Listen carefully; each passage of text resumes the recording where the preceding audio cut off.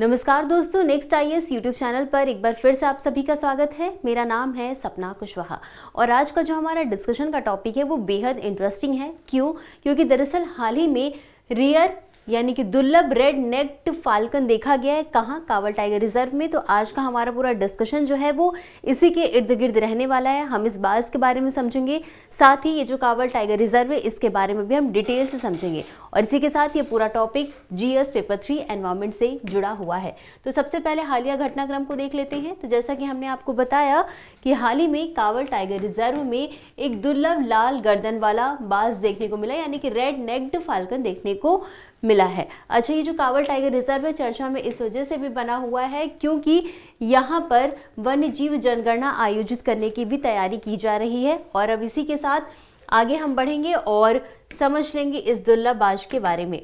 तो सबसे पहले हम इसके वैज्ञानिक नाम को हमारे लिए समझना बेहद ज़रूरी हो जाता है। तो ये जो बाज है इसका वैज्ञानिक नाम है फाल्को चिकेरा। यहाँ पे इंग्लिश में भी लिखा है, तो फाल्को चिकेरा इसका वैज्ञानिक नाम है। ये अपने कुछ खास विशेषताओं के लिए जाना जाता है, जैसे कि इसकी जो उड़ान होती है वो काफ़ी तेज़ होती है, इसकी दृष्टि जो होती है वो काफ़ी दूर तक देख सकती है और इसी के साथ इसकी जो हंटिंग स्किल है यानी कि जो शिकार करने की इसकी स्किल है इसके लिए भी काफ़ी प्रसिद्ध है। आप देख सकते हैं इसकी इमेज है यहाँ पर और यही दुर्लभ बाज जो है वो देखा गया है।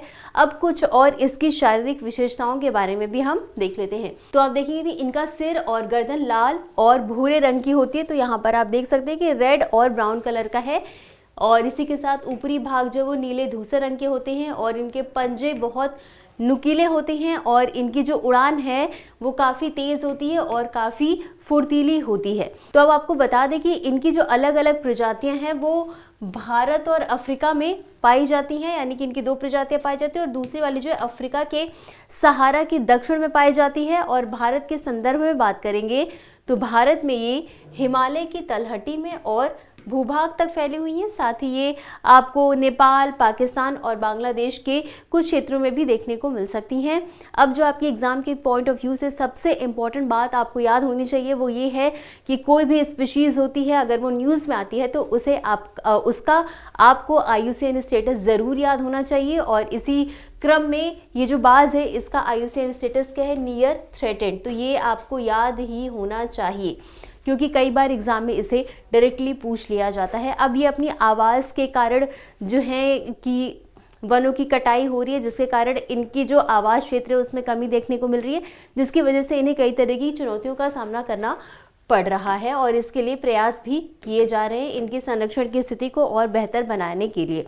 अब इसी क्रम में आगे बढ़ते हुए हम जानेंगे कावल टाइगर रिजर्व के बारे में। और कोई भी अगर रिजर्व, वाइल्ड लाइफ सेंचुरी और नेशनल पार्क जो है वो न्यूज़ में रहता है तो आपको पता होना चाहिए उसकी लोकेशन क्या है, वहाँ से कौन कौन सी नदियाँ होकर के बह के जा रही हैं, कौन कौन से और अदर पार्क जो है वो इस एरिया से लगे हुए हैं। तो ये सारी चीज़ें आपको पता होनी चाहिए क्योंकि एग्जाम में डायरेक्टली इनसे क्वेश्चन आ जाते हैं। तो अब हम कावल टाइगर रिजर्व के बारे में बात कर लेते हैं। तो सबसे पहले तो आपके लिए यही जानना ज़रूरी हो जाता है कि ये किस राज्य में स्थित है। तो आपको बता दें कि तेलंगाना राज्य में स्थित है और इसी के साथ ये गोदावरी नदी क्षेत्र का जो एरिया है और दक्कन प्रायद्वीप के मध्य उच्च भूमि भाग में ये टाइगर रिजर्व स्थित है। अब जो सबसे इम्पोर्टेंट बात आपको ये याद रखनी है कि कावल टाइगर रिजर्व को टाइगर रिजर्व कब घोषित किया गया था?